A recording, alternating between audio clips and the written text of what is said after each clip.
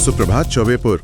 आप सुन रहे हैं रेडियो चौबेपुर, दुनिया भर में गूंजती आपकी अपनी आवाज। लॉन्च के कुछ ही दिनों में इतना समर्थन और प्यार मिला, इसके लिए आप सभी का बहुत बहुत आभार। रेडियो चौबेपुर के इस बुलेटिन को अपने बाहर रहने वाले परिजनों, रिश्तेदारों और दोस्तों से जरूर शेयर कीजिएगा, ताकि वो भी अपने इलाके की खबरों से जुड़े रह सकें। चलिए तो आज की कुछ अहम खबरों पर एक नजर डालते हैं। बिल्कुल। सबसे पहले छितमपुर ग्राम सभा से एक खबर है।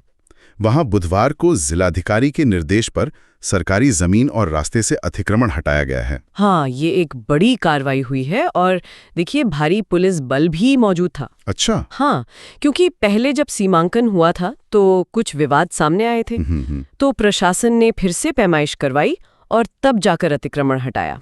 हालांकि कुछ काश्तकारों ने और जिन्हें जमीन आवंटित हुई थी, उन्होंने प्रक्रिया पर आपत्ति भी जताई। तो उनका क्या हुआ? उनको कहा गया कि भाई आप न्यायालय जा सकते हैं। प्रशासन का तो यही कहना है कि पूरी प्रक्रिया नियमानुसार हुई है, वीडियोग्राफी भी करवाई गई है।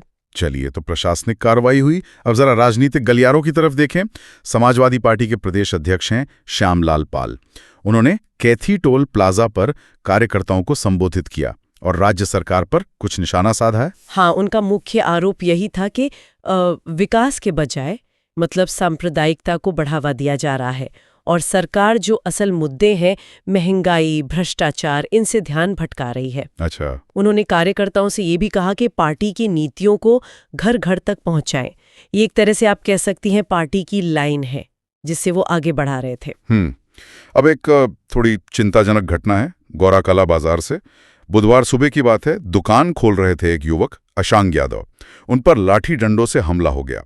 काफी गंभीर रूप से घायल बताए जा रहे हैं। हाँ, ये काफी दुखद है। उनके पिता सुरेश यादव ने चौबेपुर थाने में एफआईआर दर्ज कराई है। जानी, जयबीर उर्फ अभिषेक यादव और 2 और अज्ञात युवकों के खिलाफ पुलिस अब इस मामले की जांच कर रही है। उम्मीद है जांच जल्दी पूरी हो और दोषियों पर कार्रवाई हो। बिल्कुल। अच्छा, अब युवाओं के लिए एक अच्छी खबर है।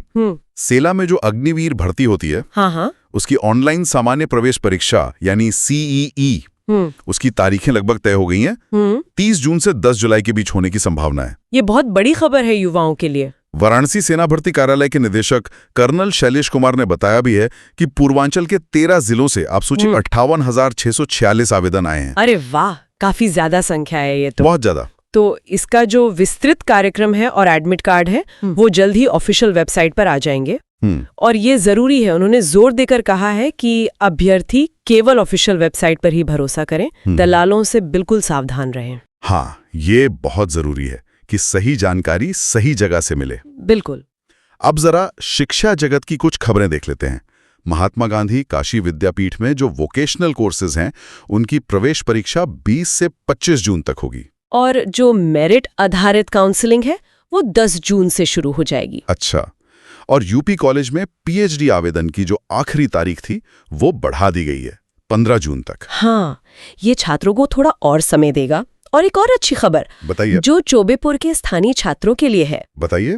जो सूबेदार सिंह विधि महाविद्यालय है, उसे बार काउंसिल ऑफ इंडिया से 3 साल के LLB कोर्स के लिए मान्यता मिल गई है। अरे वाह, ये तो बहुत बढ़िया हुआ। हाँ, और प्रवेश भी शुरू हो गए हैं। तो स्थानीय स्तर पर विधि शिक्षा का एक अच्छा अवसर खुला है। बिल्कुल। अब यात्रियों के लिए एक ध्यान देने वाली बात है। रेलवे का कुछ इंजीनियरिंग काम चल रहा है, तो 5 जून को कुछ ट्रेनें प्रभावित रहेंगी। हाँ, ये अक्सर होता है मेंटेनेंस के लिए। जी। कौन सी ट्रेनें हैं? देखिए, बलिया प्रयागराज रामबाग सवारी गाड़ी और छपरा वाराणसी सिटी छपरा सवारी गाड़ी, ये दोनों तो रद्द रहेंगी, कैंसिल हैं। अच्छा, ये दोनों कैंसिल हैं। हाँ, और लखनऊ छपरा एक्सप्रेस और रक्सौल आनंद विहार सद्भावना एक्सप्रेस ये बदले हुए रूट से चलेंगी। कुछ और ट्रेनों को भी या तो उनका टाइम बदला गया है या उन्हें रास्ते में रोका या नियंत्रित किया जाएगा। तो जो भी यात्रा कर रहे हैं 5 जून को, उन्हें एक बार रेलवे से ताज़ा जानकारी जरूर ले लेनी चाहिए। बिल्कुल, यात्रा से पहले पूछताछ कर लेना ही बेहतर है। सही बात है। और प्रशासन ने उधर अवैध गतिविधियों पर भी कार्रवाई की है। चिरई गांव ब्लॉक का नारायणपुर गांव है। हाँ, वहां बिना परमिशन के 2 ईंट भट्टे चल रहे थे, बाबा मार्का और रोशन मार्का।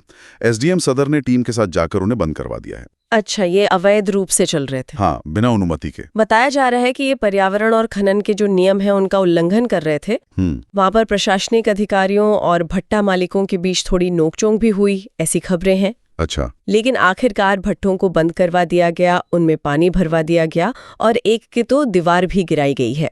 तो प्रशासन सख्त नजर आ रहा है इस मामले में। हाँ, उनका कहना है कि नियमों का उल्लंघन होगा तो आगे भी ऐसी कार्यवाही की जाएगी। चलिए, ये तो हुई दिन भर की कुछ अहम खबरें।